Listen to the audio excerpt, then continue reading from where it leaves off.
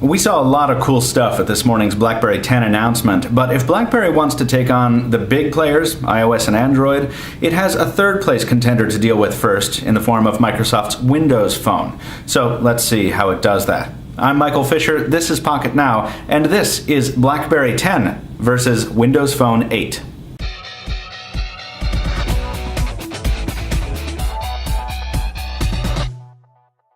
Okay, so just like our BlackBerry versus Android comparison from just a couple hours ago, the BlackBerry versus Windows Phone comparison starts at the lock screen, and the differences also start there.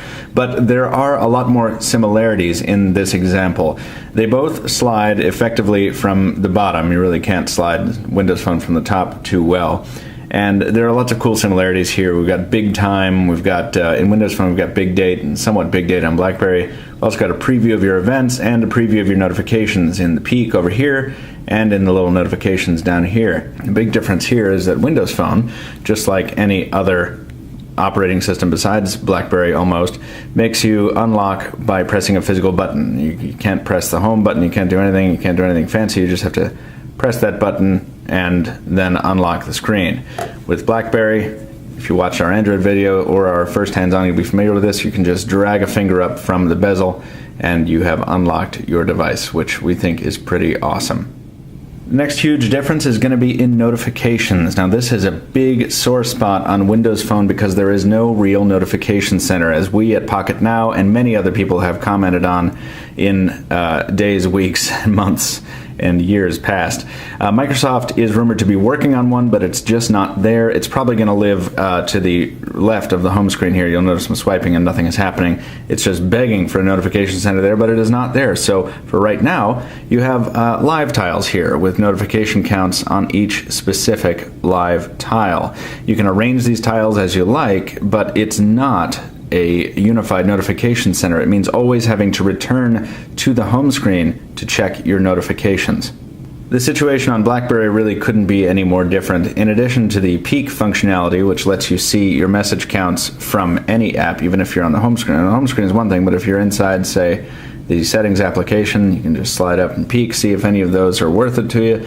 No, I don't really want to check any of those, I'll go back to the app. But if something does pique your interest, you can, peek, I didn't mean to do that. You can continue the movement just by dragging over to the right here, and you have the BlackBerry Hub. Now this is currently set to Twitter, but I'm going to go ahead and hop into the hub itself, and now this is a unified list of everything that I've built into the hub, which includes email accounts, Twitter account, Facebook account, etc., etc. And this is accessible from any point in the OS. And then if you want, you can filter those by, say, you can take them out of its unified state. But I like to keep it all together, and BlackBerry has been very good at the unified inbox for a while. Also, we would be negligent if we didn't point out BlackBerry's iconic flashing red notification indicator, which lets you know when you have messages waiting, if you've missed system events, missed calls, or something like that. Windows Phone, this particular Windows Phone, the Ative Odyssey, does not support a notification LED, but more than that, even Windows phones with LEDs do not typically use them for notifications. They're only for charging indicators. So all this taken together, we usually don't choose winners or losers in these early comparisons, but we have to say BlackBerry really has notifications in the bag in this particular comparison.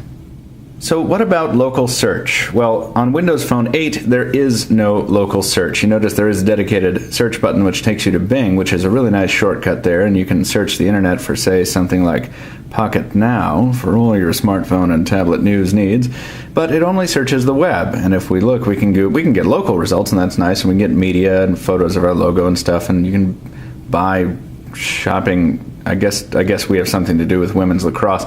I don't know, but there are no local results at all. You cannot search the device.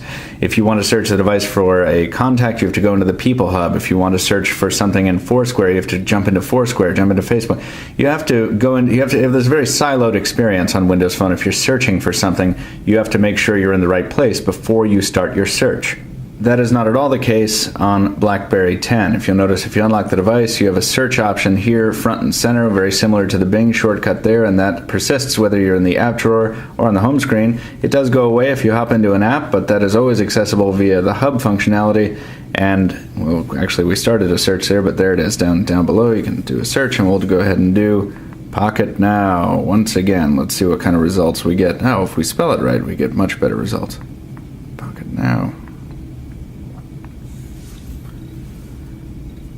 Boom, and there we have all of our mail, all of our contacts with Pocket Now in the name, any mention of Pocket Now on the device. There's just a bevy of results there, which is very, very handy. And then, of course, you can filter your search as you see fit.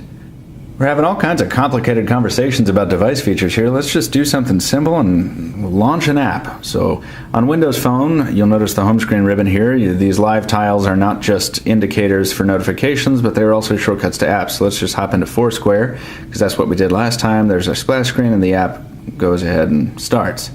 Now, since we have no system search, we can't search for an app and just jump right into it, but that's a very simple way of doing it. Come back to the home screen, and there that is. To do the same thing on BlackBerry 10, of course, we have a couple different choices. We can just hop into the app drawer and tap on the app and launch it, and that's just fine. But you'll notice it is also right there because it's one of our recently used apps on the home screen here. So if it's an app you use all the time, like say Foursquare, you're jumping around and checking in places, and it's always there because you want people to know where you are.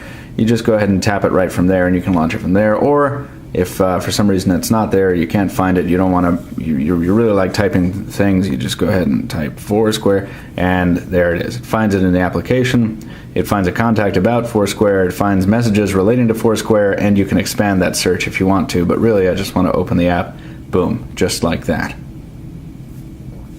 Now, we covered a little bit about multitasking on the Windows Phone side of things. This is your ribbon of recently run apps, and if you want to cancel them, you can go ahead and press the X, and that'll disappear and rearrange that. And we jumped back into there, and we can go ahead and cancel the phone app, and then if you want to hop into one, you just tap on it, and that's nice.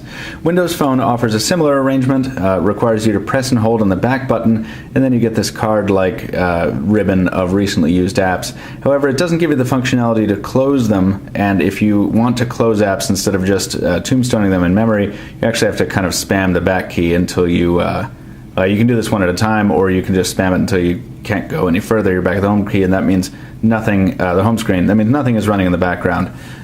With BlackBerry, you can just manage it right here because the task switcher is a core component of the OS, which is pretty cool, and it's something we really haven't seen since the WebOS days.